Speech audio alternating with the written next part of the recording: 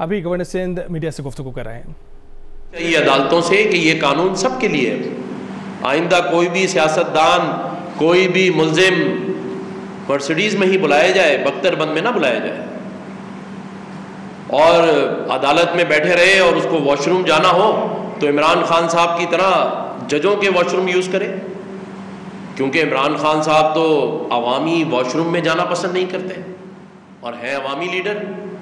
इमरान खान साहब से जब जज ने पूछा कि वो आपको पुलिस लाइन भेज रहे हैं तो उन्होंने कहा नहीं, मुझे बनी गाला भेज दें। और फिर जब उनसे बात हुई कि 10 लोगों की लिस्ट दे दें जो आपसे मिल सकते हो, तो उन्होंने अपनी बेगम बुशरा बीबी और 2 मुलाजमाओं के लिए कहा। उन्होंने अपने किसी सियासी वर्कर के लिए नहीं कहा मिलने के लिए। और आप सब भी गवाह हैं, आज पूरे दिन से 11 घंटे से वो हाई कोर्ट में बैठे हैं।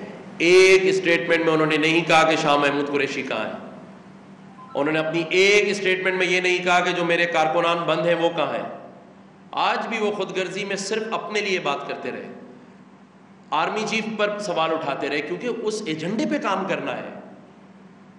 अगर कोई सियासी जमात का सियासी सरबराह होता तो वो आज पूरा दिन ये सवाल ज़रूर करता कि मेरी सियासी जमात के अकाबरीन, मेरे बाकी लीडरान कहाँ हैं। वो कहता जज साहब से कल कि आप मेरी ज़मानत तो ले रहे हैं, लेकिन आप बुलाइए मेरे बाकी रहनुमाओं को भी इसी तरह जैसे मुझे बुलाया गया है।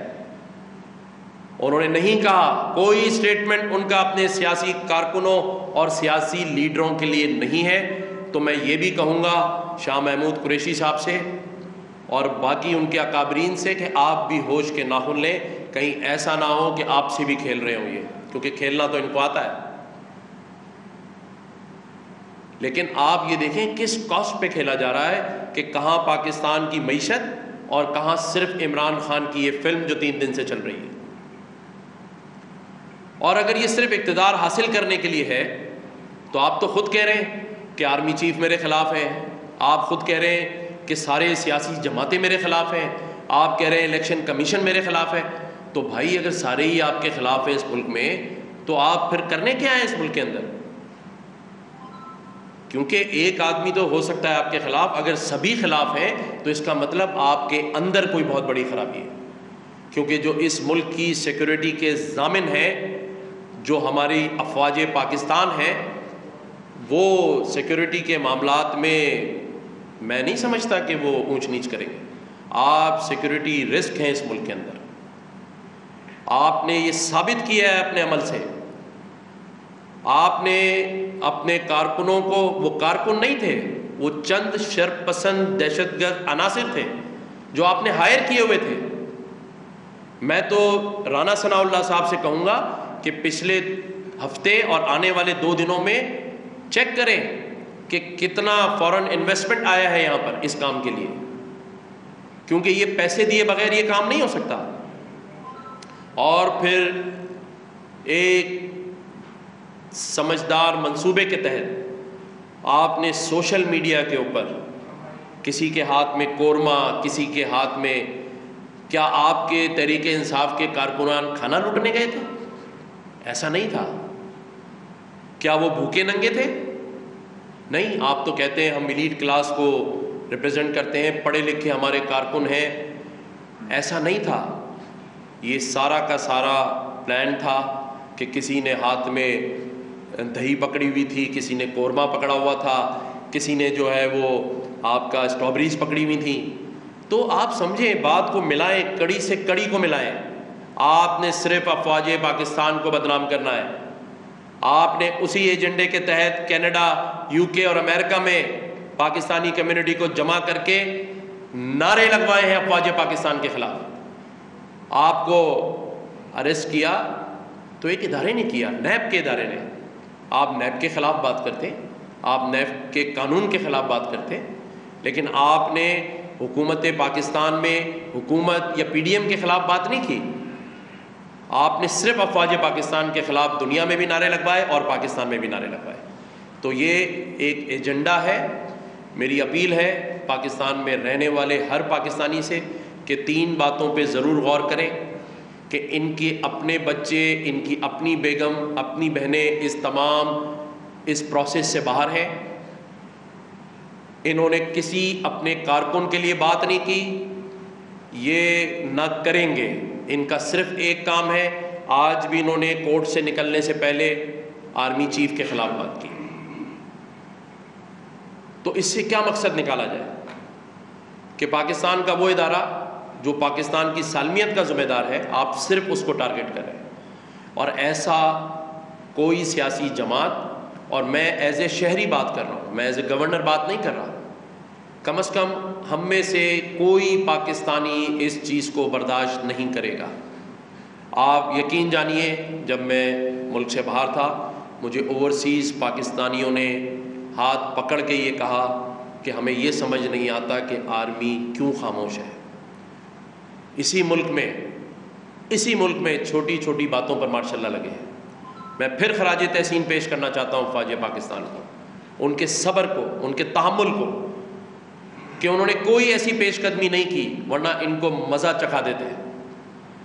उन्होंने फिर इस साजिश को नाकाम बनाया। लेकिन मैं ये बताना चाहता हूँ, ओवरसीज़ पाकिस्तानियों ने हाथ पकड़ के कहा कि आर्मी क्यों खामोश है, उनके घरों पर घुस गए हैं, पाकिस्तान में फौरी इमरजेंसी मार्शल लगाया जाए। मैंने कहा नहीं, अल्हम्दुलिल्लाह एक सियासी क़यादत मौजूद है, हम इन मामलात से निपटेंगे और इंशाअल्लाह निपटेंगे। और अफ़वाज पाकिस्तान अपना काम कर रही है, वो सब्र व तहम्मुल से ही चलेगी, उनका कोई ऐसा इरादा नहीं है। लेकिन मैं लोगों के जज्बात की बात कर रहा हूँ। अगर इनके पास लोगों के जज्बात हैं तो बाकी भी सियासी जमातों के कारकुनान मौजूद हैं इस शहर पाकिस्तान में, इस शहर में और पूरे पाकिस्तान में। शुक्र करें कि अभी उन सियासी जमातों ने ये नहीं कहा कि हम आपको बताते हैं कि आप किस तरह पाकिस्तान में इमलाक को नुकसान पहुंचा रहे हैं, किस तरह आप अफवाज पाकिस्तान को नुकसान पहुंचा रहे हैं, और किस तरह आप लोगों की इज़्ज़त नफ्स से खेल रहे हैं। तो मैं ये समझता हूँ कि इमरान खान साहब जिस एजेंडे पे चल रहे हैं वो एक्सपोज हो चुके हैं। और ये भी मैं बता दूँ, जहाँ तक मेरी इतला है, कि उनको कल NRO मिल चुका है, और वो NRO ये है कि आप मर्सिडीज़ में बैठ के आ जाएं और उसके बाद आप एक हफ़्ते तक कत्ल भी करते रहें, आपको कोई हाथ नहीं लगाएगा। लेकिन उसके बदले आपने ना अपने कारकुनों के लिए कोई बात करनी है, ना अपने लीडरान के लिए कोई बात करनी है, क्योंकि पाकिस्तान में ऐसा कभी नहीं हुआ। किसी सियासी लीडर को ऐसा कुशन, ऐसा ब्लैंकेट नहीं दिया गया जिसमें वो मादर पिदर आज़ाद हो। तो ये सारी चीज़ें, मेरा ये काम फ़र्ज़ था कि मैं आने के बाद आप सबके सामने ये बातें रखूं कि पाकिस्तान की मईशत और पाकिस्तान की जो सियासत है, अगर उसमें हमने पाकिस्तान को बचाना है तो इस फितने से जान छुड़ानी होगी। तमाम सियासी क़यादत बैठे और कोई ऐसा फ़ैसला करे जिससे ये मईशत और ये मुल्क बचे, क्योंकि इमरान खान ने तो इस काम का एजेंडा या इस काम का ठेका ले लिया है, उसने नहीं छोड़ना, वो अपने एजेंडे पे चलेगा। जो शख्स एक दिन पहले व्हीलचेयर पे था, जब उसको ये ऑर्डर मिला कि उसे गिरफ्तार नहीं किया जाएगा, तो आप देखें वो मुझसे भी ज़्यादा तेज़ भाग रहा था। मतलब कहाँ गई व्हीलचेयर, कहाँ गई वो टूटी टांग। तो ये सब ड्रामे लोगों के जज्बात से खेलने के लिए हैं। हाँ, आवाम की मैं दिल से कदर करता हूँ, चाहे वो इमरान खान के पीछे हो या किसी भी लीडर के पीछे हो, वो हमेशा जज्बात में आ जाते हैं, उन बातों में आ जाते हैं। तो मेरी आज तमाम ही माँओं, बहनों और हमारे नौजवानों से ये अपील है कि खुदारा आप सोशल मीडिया देखकर ख़ुद तज़किया कर लें कि भारतीय मीडिया, भारतीय आर्टिस्ट और वहाँ का जो एक प्लान है पाकिस्तान की अफवाज को बदनाम करना, उसका चर्चा कैसे किया जा रहा है। तो हमें ये फ़ैसला करना है। और मैं ये भी आज ऐलान करना चाहता हूँ कि 21 मई संडे वाले दिन, इतवार को 4 बजे,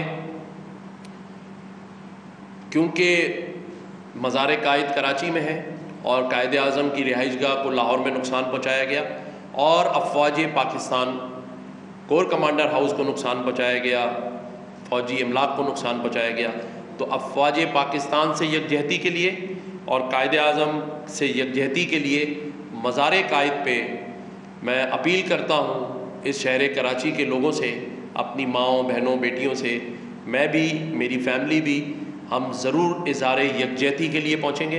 तो सारा कराची आए और भारत को, इंडिया को ये मैसेज दे कि हम अपनी अफवाज पाकिस्तान के साथ खड़े हैं, उससे इज़हार यकजहती करते हैं।